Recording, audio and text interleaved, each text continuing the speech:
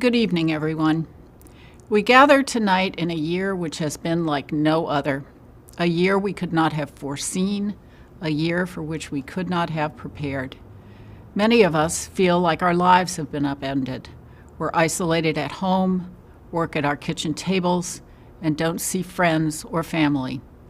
The anxiety and stress many of us feel, however, are minor compared to the impact this pandemic has had on low-income communities, and most particularly, communities of color.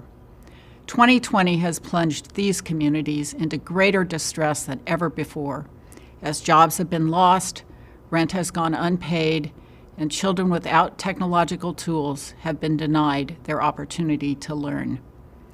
Help has been hard to come by. Expanded unemployment benefits were difficult to access and have now run out. One $1,200 stimulus check doesn't go very far when you're unemployed, with rent to pay and family members to feed. And COVID has hit low-income communities, especially Black and brown communities, harder than it has white and more affluent communities. On top of all of this, we have in recent months seen continued killings of unarmed Black people, emblematic of the systemic racism that has infected our country for centuries.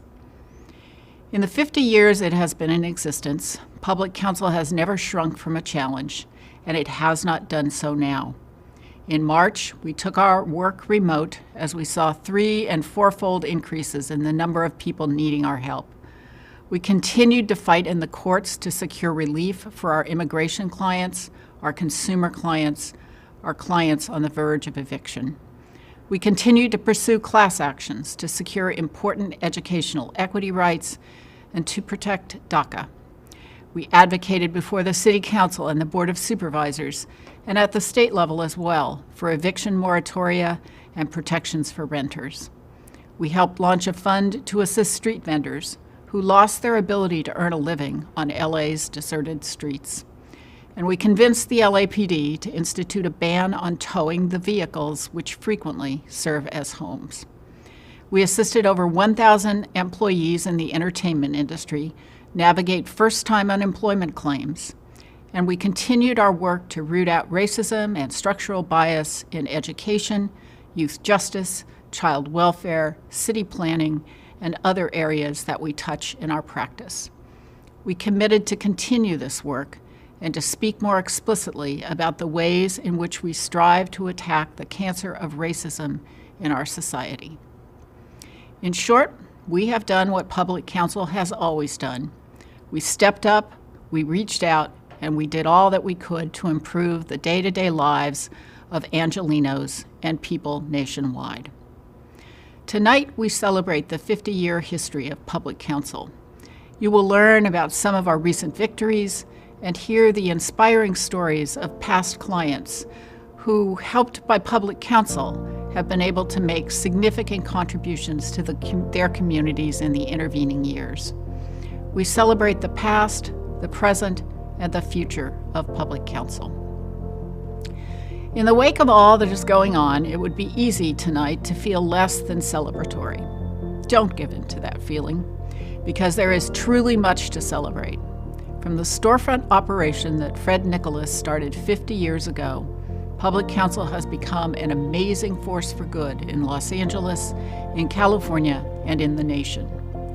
Fred, who celebrated his 100th birthday earlier this year, had a vision of lawyers who would help low-income communities pro bono. Subsequent generations built on that vision, until today, the staff of Public Counsel, more than 130 strong, changes lives and outcomes for our client communities in fundamental and permanent ways.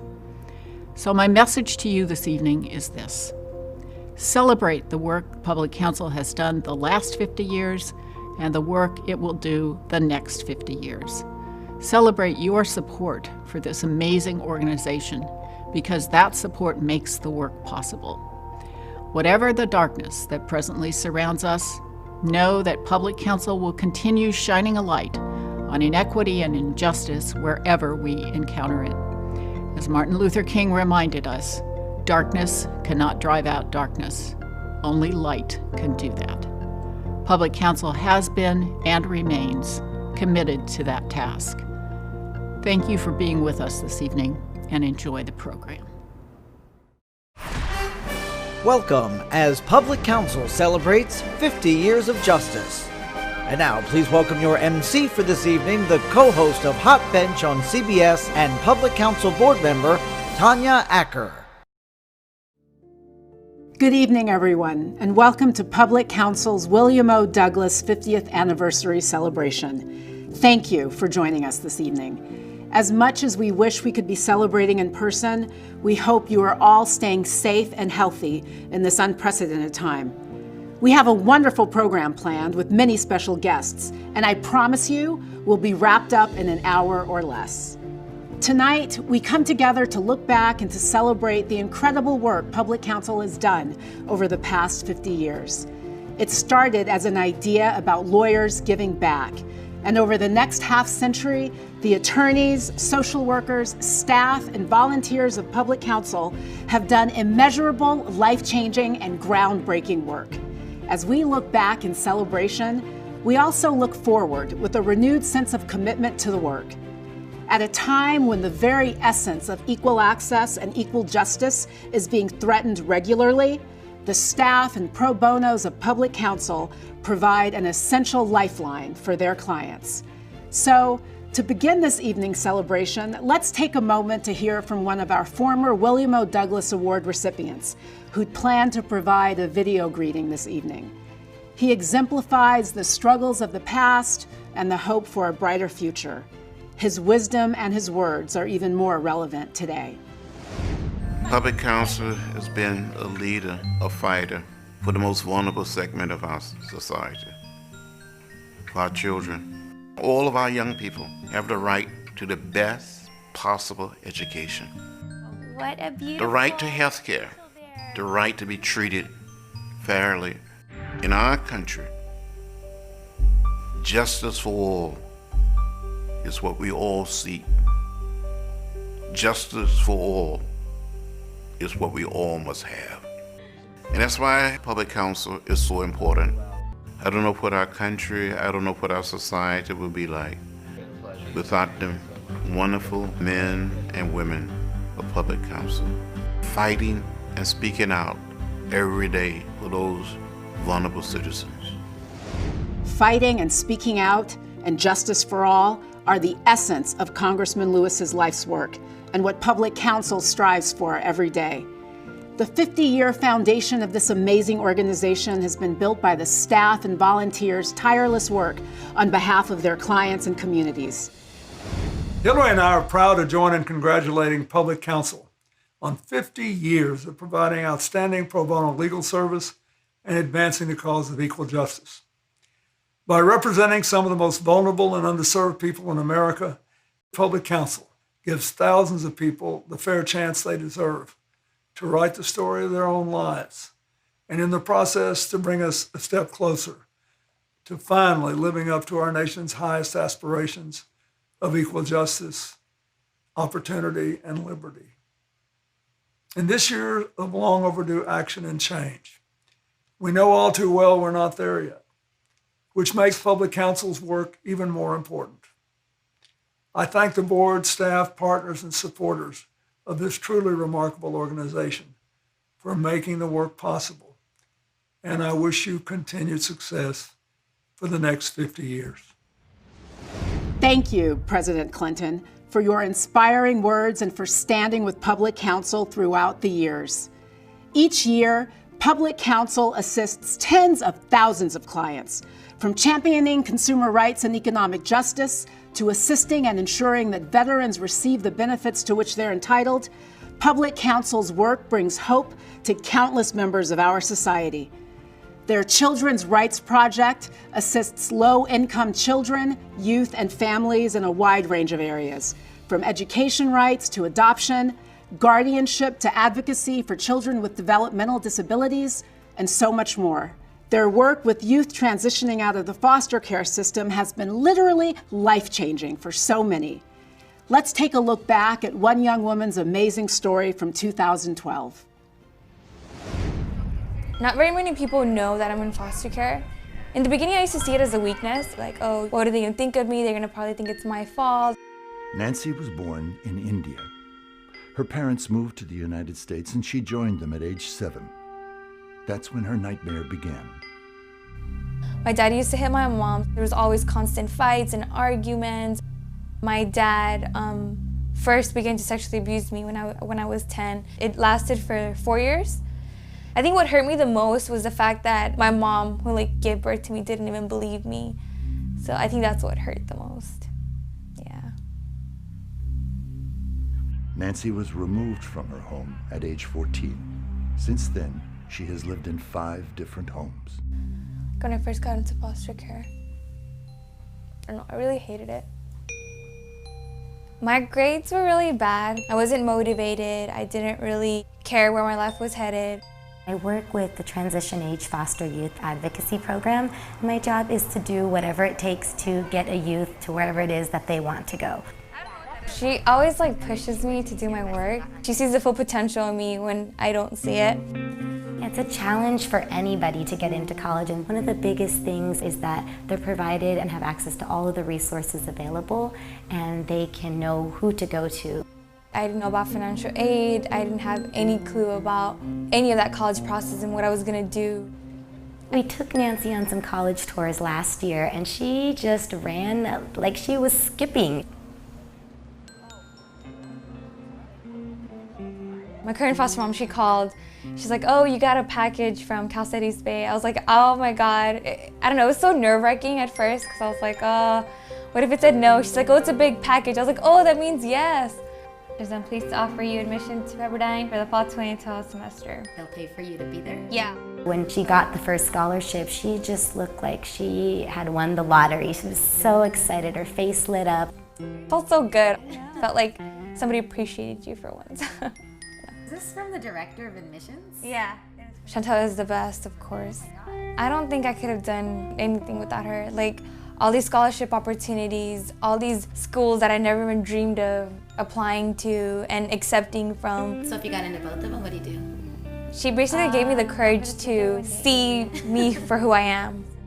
I'm very proud of her because I know she's gonna be something big because she's really smart.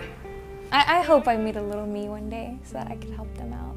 So, a lot of people help me out, so I've always wanted to give back by, being on the opposite side and providing for that way. Hopefully I work for public counsel one day. I feel good about my journey in life and how far I've come. I'm hoping that it keeps going, that my fire just keep adding fuel to the fire.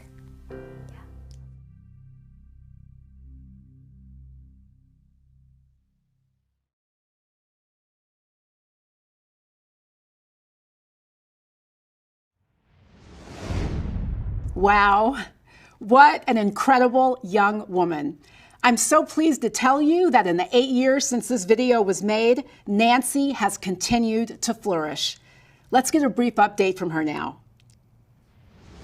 So I went off to Pepperdine and double majored political science and sociology. Stayed there for my whole 4 years. Never in a million years did I think I would go to Pepperdine, be able to walk away debt-free, just because statistically that's not what I'm supposed to be doing. So having people around me that wanted me to succeed, even sometimes more than I did, was really just a blessing in my life. During this time, especially during the pandemic, I think one of the biggest things I've been reflecting on is where to find hope in the middle of all of this, because it seems like it's such a dark time. But what I found is that Mr. Rogers says it really well. When you're watching the news, right, and you're seeing all these things happen, look for the people that are helping. Public counsel is one of them. They're there with the lifeboat saying, how can we help? How can we be there? And that's been public counsel story in my life ever since I got involved.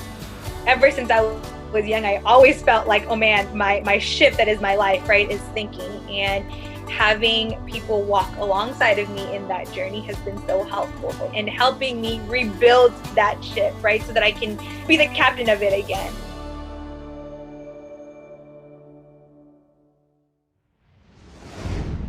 Thank you, Nancy, for your willingness to bravely share your inspiring story with us once again. We know that you will continue to thrive, and we look forward to future updates on your remarkable journey. Public Counsel's 80-plus member board of directors does incredible work to help support and sustain this amazing organization. From providing pro bono volunteers to much-needed financial support, the board is a critical part of Public Counsel's 50-year success story. This year's board chair is no exception. He's helped guide Public Counsel through these extraordinarily challenging times. Please welcome founder of the Cook Law Firm, Phil Cook. Thank you, Tanya. I attended my first William O. Douglas dinner almost 30 years ago, and I've looked forward to it every year since, particularly our recognition of individuals and organizations who share the values and exemplify the mission of Public Counsel. Public Counsel is a law firm that's been built upon a commitment to equal justice. Although our country stands for liberty and justice for all, we often fail to deliver on that promise.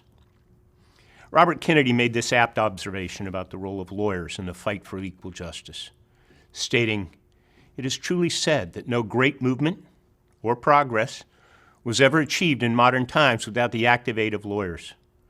In the last analysis, our every right is only worth what our lawyer makes it worth." Working to realize the promise of equal justice for all, client by client, is why Public Counsel was formed, why it has grown to become the nation's largest pro bono law firm, and why many of us steadfastly support its work. Public Counsel delivers a wide range of legal services. Working with a network of almost 6,000 volunteers, many of you joining us here tonight, Public Counsel leverages those services to tens of thousands of pro bono clients every year. And teams of Public Counsel lawyers and volunteer law firms attack pervasive injustice in education and immigration through our Impact Litigation Group. We gather tonight to look back and celebrate 50 years of Public Counsel's commitment to equal justice. From its inspiring history, we also take stock of where we are in this moment, as the fight for equal justice is as difficult and as important as it ever has been. As President Clinton has reminded us, we are not there yet. In 1967, speaking at Stanford University, Dr. Martin Luther King used the term "other America" to describe circumstances we still see today. Dr. King spoke of one America where millions experience every day the opportunity of having life, liberty, and the pursuit of happiness. And he identified what he called the other America, which he said had a daily ugliness about it that constantly transforms the ebulliency of hope into the fatigue of despair. The pandemic has magnified with stark clarity the ever-widening gap between two distinct economies. One America works from home, orders delivery for nearly every need, and its personal finances may have not suffered a dent in the last 6 months. The other America has experienced record job losses, and small business income has dwindled. We are so proud of Public Counsel staff who've been among the first responders during this pandemic. Whether advocating for those who've lost jobs, cannot pay rent, and face the prospect of homelessness, or those essential workers struggling to stay safe while juggling childcare and remote schooling, Public Counsel is on the front lines. Progress in the fight for equal justice may best be measured by the experience of the Black community in our country.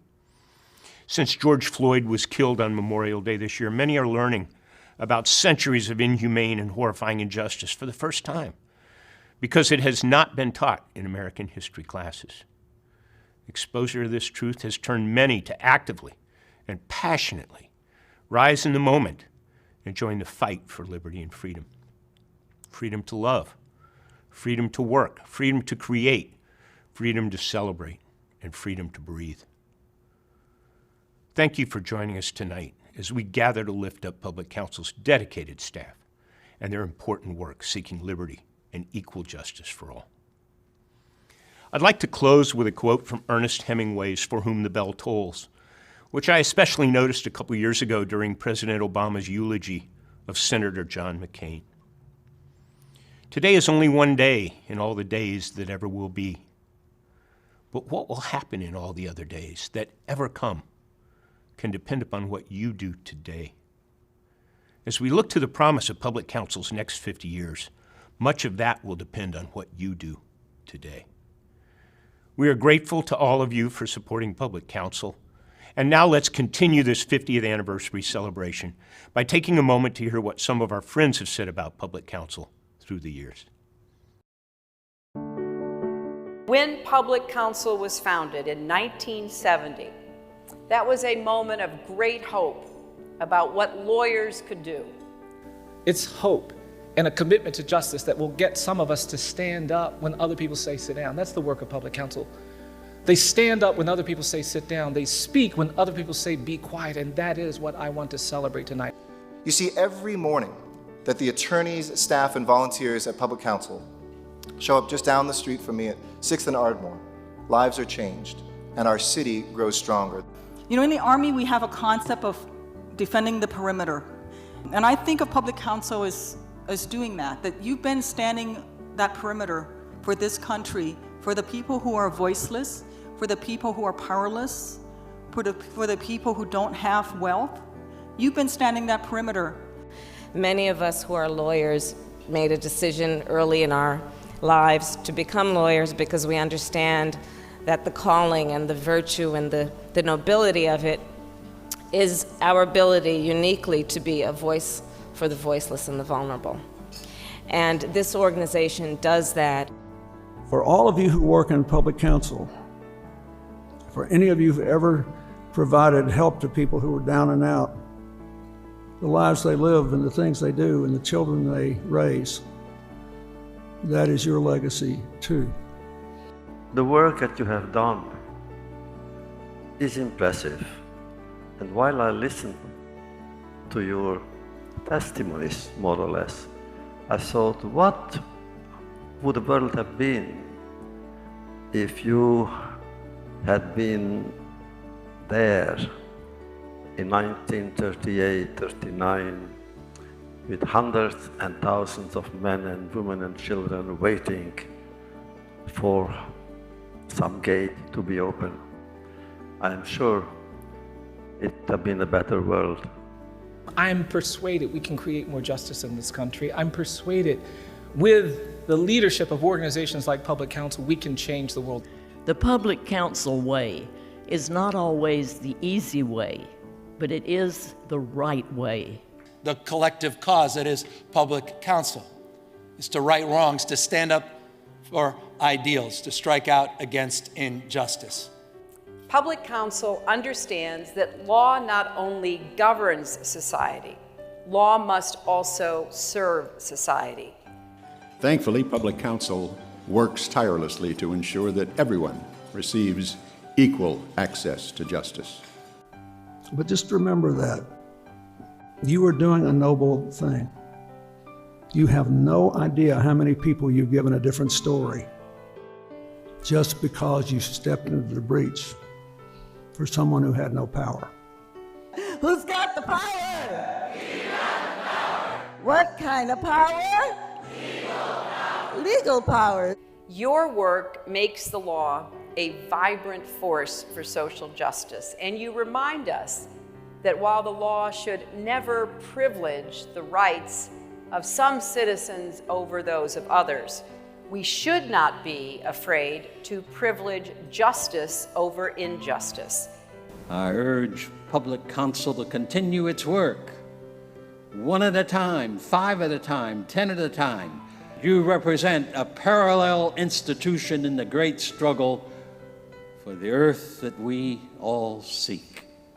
You know, sometimes when it's your turn, you just got to stand there and you got to say, you will not get through me. I will be here. I will defend these people. And that's what Public Counsel does. I believe this is what we must do. Not to sleep well when people suffer anywhere in the world. Not to sleep well when some are persecuted. Not to sleep well when people are hungry all over here or there. Not to sleep well when there are people sick and nobody is there to help them. Not to sleep well when anyone somewhere needs you. You don't sleep well. And for this, really, we are very grateful to you. Continue. Thank you.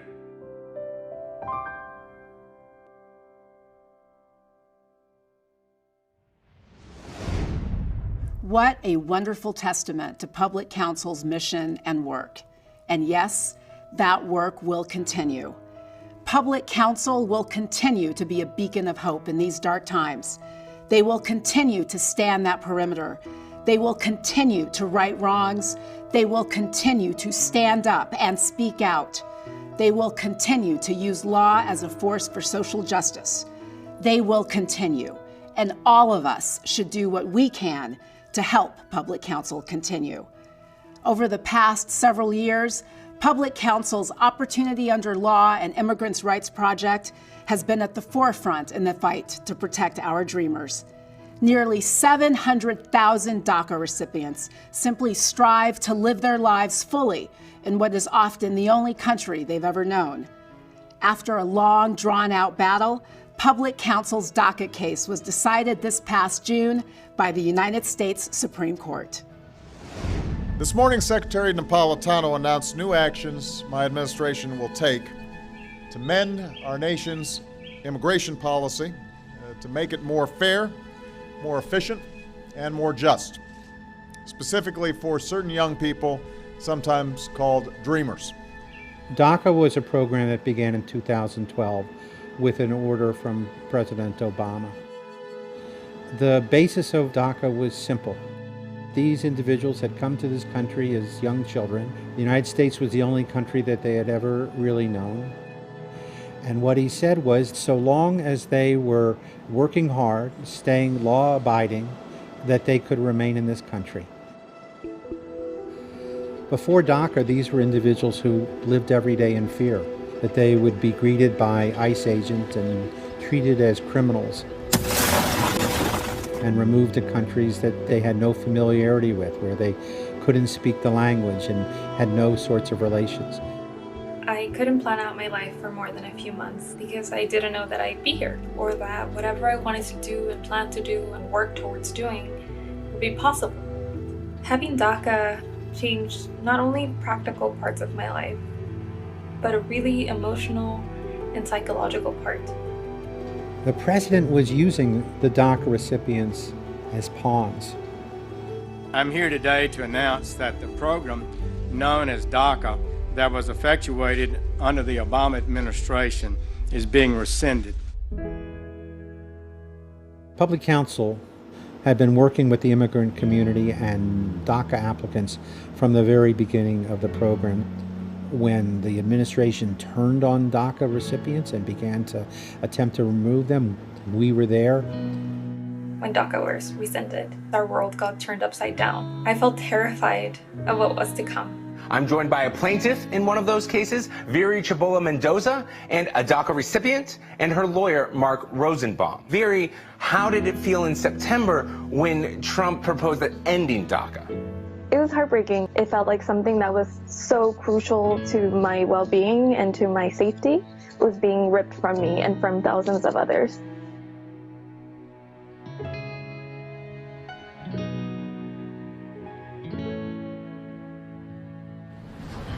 Good afternoon, Your Honors. Mark Rosenbaum on behalf of the individual plaintiffs.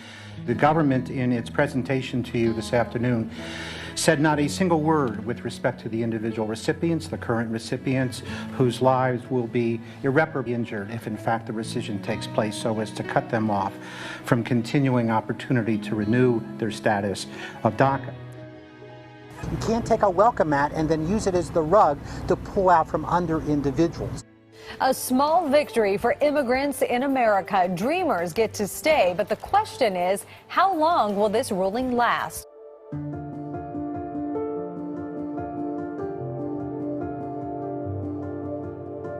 You're looking live as we speak at demonstrators outside of the Supreme Court. More protesters arriving by the minute because inside, justices are hearing one of the most consequential cases of this term. Standing in the Supreme Court of the United States, I felt privileged to be there in front of 9 of the most powerful people in the world and show them that we mattered.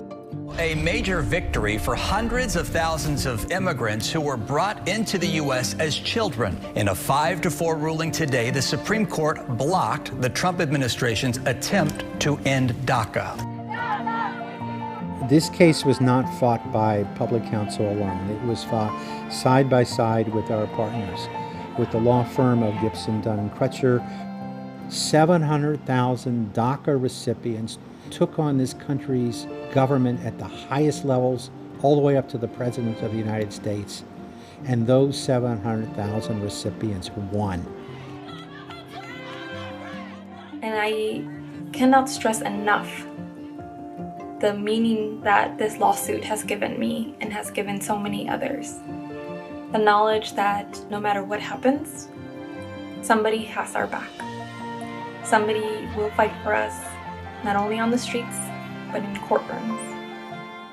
And I am so thankful for that.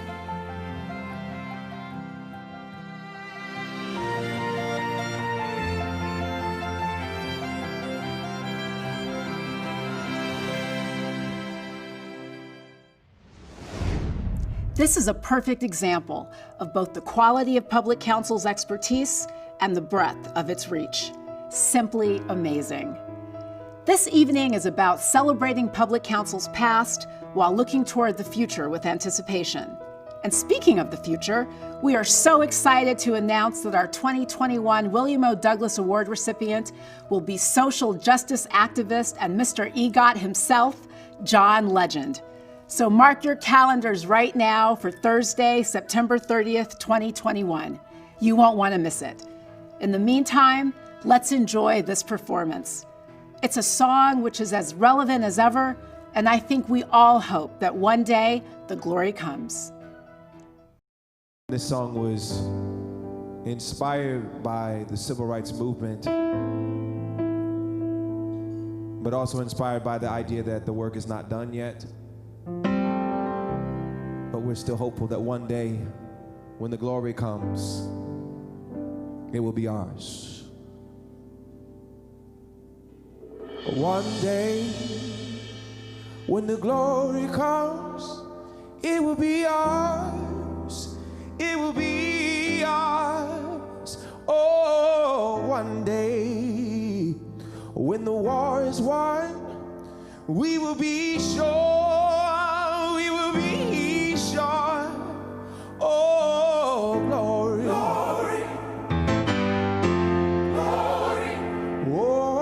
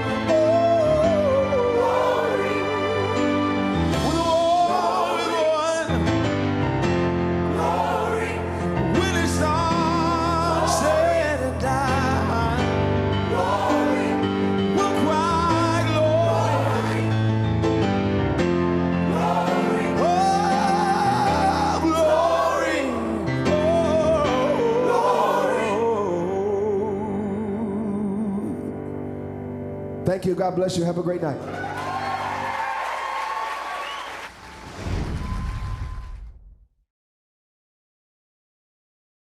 Good evening, everyone. I wanted to take a moment to send my congratulations to Public Counsel on your 50th anniversary. The work that your organization has done and continues to do is absolutely crucial to sustaining the very ideals of justice that this country holds so dear. As you all know, the power of the law can be both life-saving and it can be devastating. And when it is used as a tool for good, a tool to even the playing field, its ripple effects can create change far beyond a single case or a single client. In addition to the tremendous work that you perform day in and day out, you have risen to the unprecedented challenges that your clients face due to a relentless pandemic, one which ravages low income and communities of color in particular. Whether fighting for humane policies for the unhoused and those facing imminent eviction, disrupting the school to prison pipeline, which disproportionately impacts Black and Brown students, fighting on behalf of our nation's veterans, or working for systemic change in the areas of education, youth justice, child welfare, and many others, public counsel continues to be the first and all too often the last line of defense for so many. Congratulations on a remarkable 50 years of service. I salute you and I thank you for all that you do to use the law for good. Keep up the great work. I'm proud of you. Thank you so much, Attorney General Holder. I have no doubt they will keep up the great work. As you've already seen, public counsel covers a broad spectrum of specialty areas. In addition to those already mentioned, their project areas also include providing legal services to nonprofits, working with people experiencing or on the verge of experiencing homelessness, and their most recent project, the Audrey Ermis Women and Girls Rights Project. So as you can see, public counsel's impact is far and wide. One of their largest projects, the Immigrants' Rights Project, works on behalf of immigrant communities, including deported veterans, those entangled in the punishing family separation policies, those in detention, individuals being trafficked, victims of torture, youth requiring special immigrant juvenile status, and so much more. Additionally, they represent individuals seeking asylum based on past or well-founded fear of future persecution on account of political opinion, race, religion, nationality, or membership in a particular social group. Let's revisit the extraordinary story of one such brave woman from 2014. Susanna is an extraordinarily courageous woman who, in a part of the world that is atrocious in terms of rights for anyone who identifies as LGBT, she had the courage to stand up for what she believed in refusing to expel girls who were alleged to be lesbian. I loved my job. I loved being a teacher. I was happy. I had a good life. All that changed when 6 of her students were accused of being lesbians. People were insisting that I should dismiss these girls, but I was saying, no, these girls deserve to be in school, and these girls need education. So I really felt I needed to help them, although I knew the consequences wouldn't be good. We have someone who stood up and refused to let her students be targeted because of sexual identity or even alleged sexual identity. And there really, in many parts of the world, there continues to be a witch hunt. And it's not simply that people risk discrimination or even assaults, they really risk being killed. So I was beaten on several occasions. I was raped. The situation became so bad that I realized actually my life was in danger. So when I got an opportunity to come this way, that's when I decided to come over. After Susanna fled to the United States, her sons were targeted. They were attacked twice. Said, you people, your mother is not coming back. You better tell her to come back. Otherwise, if she doesn't come back, we are going to come and kidnap Isaac and go and kill him. The program for torture victims referred Susanna to public counsel. The day I walked into this office at Public Counsel, I was completely broken. I didn't know what to expect. I didn't know whether there was a future. I didn't know whether I was going to live or die the following day. I didn't know whether I would be a mad person on the streets of Los Angeles. But when they said, we are going to represent you and you are not going to pay anything, I was like, what? At first I didn't think it was true, because people are saying, there's nothing free in America.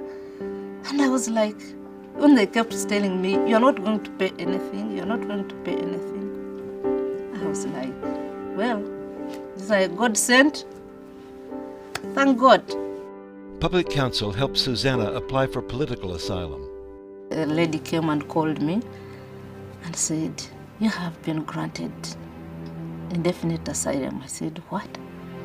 The first reaction was to cry, because I did not believe that I was going to have a life. We know how anxious you are to see your children, so we don't want to put a date on it, but it's going to happen, and it's going to be quite a moment for you, I'm sure. The smile you see on my face today is all because of Public Counsel and the program for torture victims. Susanna lights up a room with that smile, and we didn't see that for a long time. So to be able to give her back that sense of hope is a remarkable opportunity for all of us here. What an inspiring story. When we first shared her journey 6 years ago, her 3 sons were still in Uganda, and because of the danger and threats to them, we had to protect her identity. We are thrilled to update you on Susanna, whose real name is Asumta, and hear how she's doing today.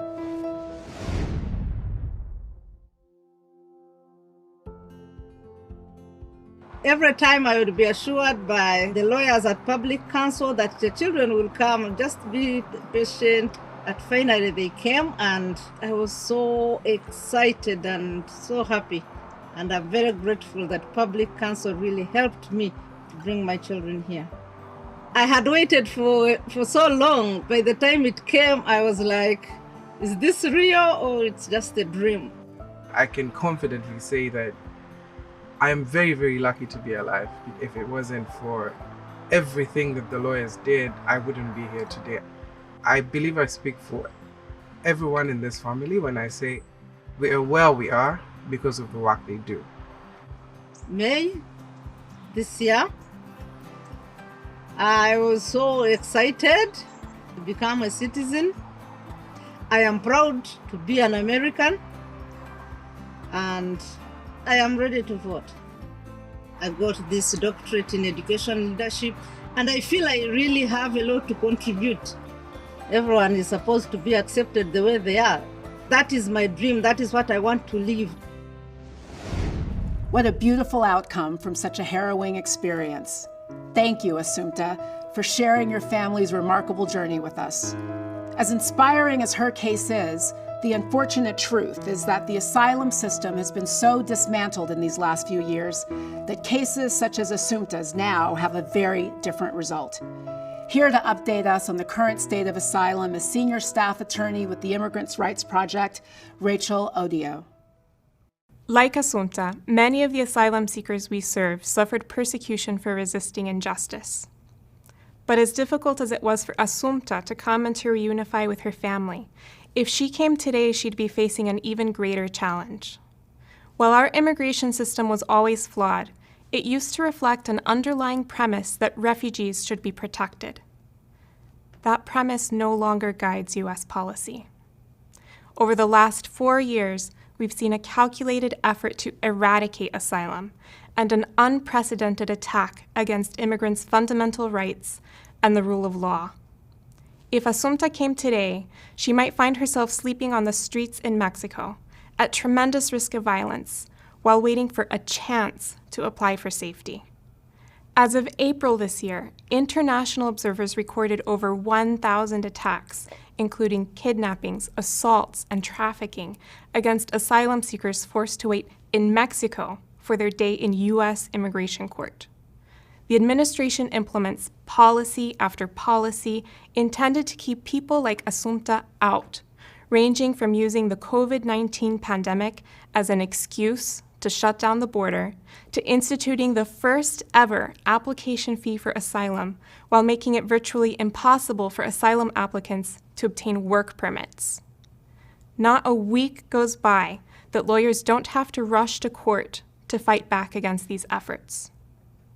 But we won't give up. We won't accept that families like Asumta's don't belong here. We know that the United States is a better and stronger country because they're here. The efforts to divide our nation and target non-citizens have only strengthened our resolve to stand with immigrants, to fight for a world where we can all live with dignity, power, and opportunity. Thank you, Rachel, for that important but troubling update.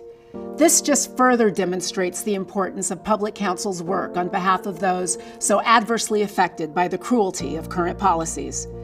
Public Counsel's model is based on that of a three-pronged stool: direct services, advocacy, and when necessary, litigation.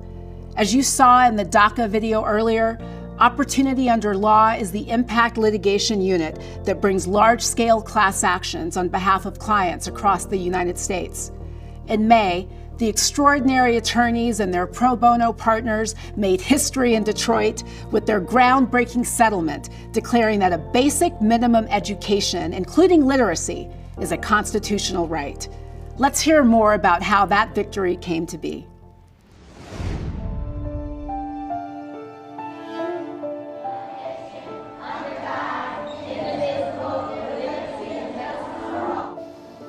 The basis of believing that this country is a true democracy turns on whether education is in fact delivered on equal terms to all children.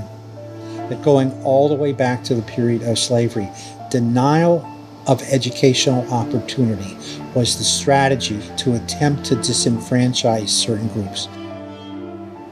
At one point, the Detroit school system was one of the crown jewels of public education in the United States. The state of Michigan took over those schools, in part led by Betsy DeVos, and attempted to end public education as an institution of our democracy. Public Counsel spent over a year in Detroit meeting with students, teachers, community activists. What we discovered was a set of circumstances where students were going to schools in name only. Young people going to buildings without teachers. Half of my schedule doesn't even exist because we don't have a teacher for those classes. There were not science labs. Students did not even have a full range of courses. We've never been given a book to take home, never. The classrooms probably is holes in the ceiling, mold in there, so we can't sit in this classroom this day. The toilets were not workable. The water in the building was toxic. The temperatures in those schools were below freezing. Children could see their breath. Everyone has coats on. The National School Report Card is out, and once again, Detroit public schools rank worst in the nation.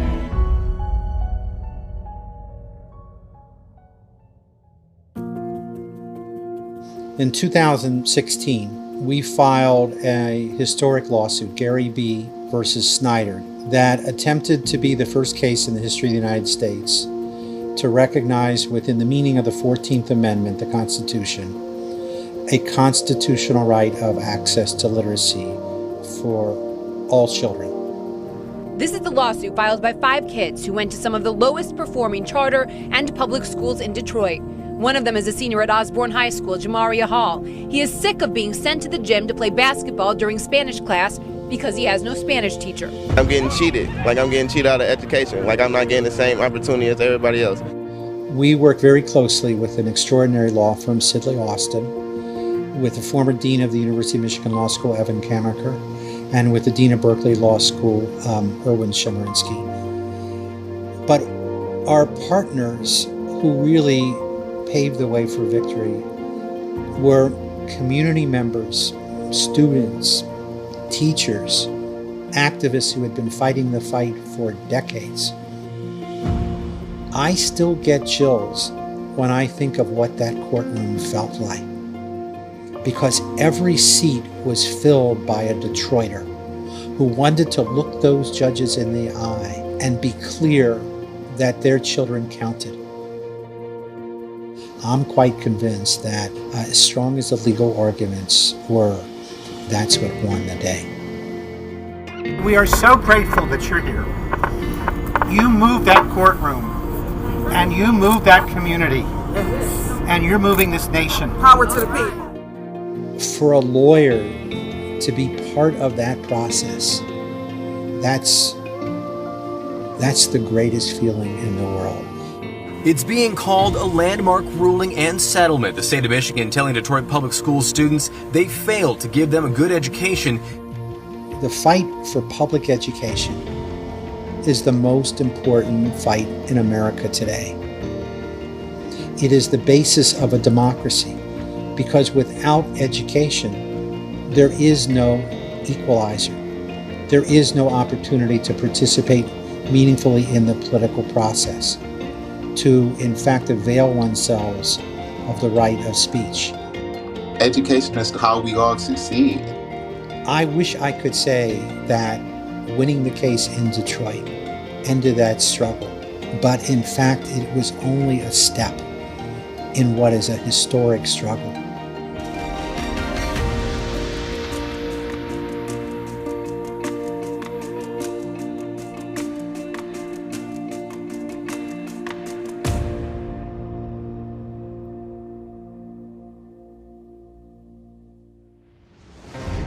Wow.